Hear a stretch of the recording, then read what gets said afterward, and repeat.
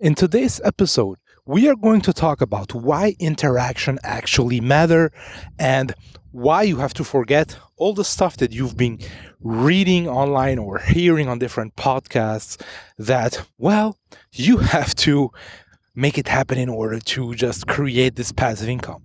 Hey everyone, Matt Giaro here, and as I told you in the introduction, a lot of us, especially those who have been in the internet marketing space for quite a few years, are actually obsessed about this passive income stuff. Well, how cool it is that you can actually make money online without lifting your little finger. But this is actually not the reality. And the thing is that if you're in this mental state where you're just looking for no interaction, making everything passive, automating everything, and don't really feel the need that you have to interact with real people, well, then you are going to have actually a hard time. And from my experience, when I tried actually to shift from avoiding getting real market feedback and being able to interact with my target audience, this is when you actually feel that even the revenue, it has an impact on your revenue, right? So how can you actually find the sweet spot? How can you actually find the balance? Well, here's the thing. I have a special word, like my personality type is that I'm an introvert, and I get actually how can I say that in an effective way? Is that I'm getting very, let's say, emotional about any kind of feedback that I can get, right? So even though the person, let's say, is not in my target audience, I will still take this feedback and just beat myself up if I just see that let's say he didn't enjoy my content, and then I'm going very, very emotional about that. And I really had a hard time, let's say, when getting, let's say, thumbs down or dislikes or people insulting me or this or that. And this is why I wanted to protect myself and actually stop interacting with people, or at least interacting with a broad audience, and only interacting with actually clients who bought my stuff.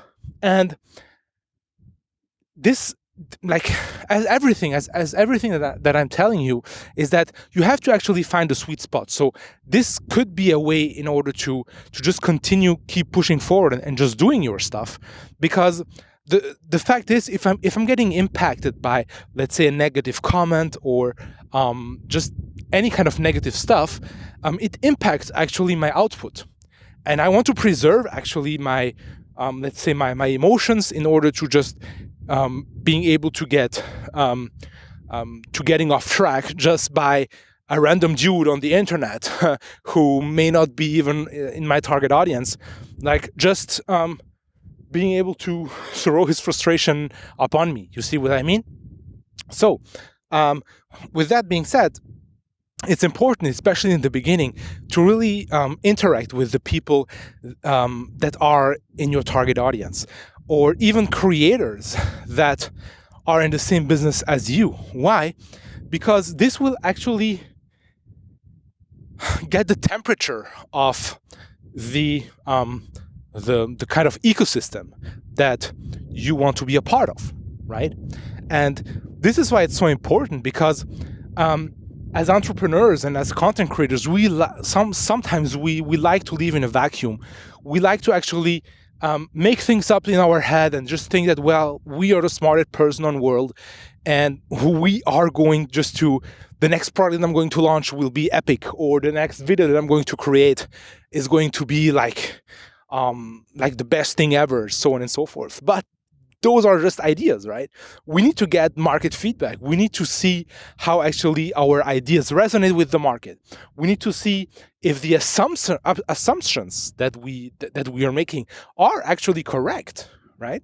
And for that, you just need to be brave enough to embrace the data that will come your way. So may it be no data, which means no engagement at all. You have to be brave enough to embrace that. And maybe just understand that, well, maybe the content that you've created sucked, or maybe you just need a little bit more exposure. So maybe you just need to get out of your comfort zone in order to be able to reach out to new people, to other people, and just try to get some feedback, right? And you have to be brave. Like it requires really stepping out of your comfort zone, and this is actually for a lot of people very hard. And I'm telling you that from experience, because since the day I started my journey, I'm constantly trying to push myself out of my comfort zone, but it's hard, right? It's hard, and this is actually how you grow. Of course, you're not going to step too far out of your comfort zone. You're going to do it step by step, but it's still hard. And we have like this, let's say, some kind of an automatic response of stepping out of the comfort zone. Well, we have to go back in as soon as possible. As soon as we've experienced some discomfort, well, let's just go back quickly to the comfort zone in order just to be safe, right?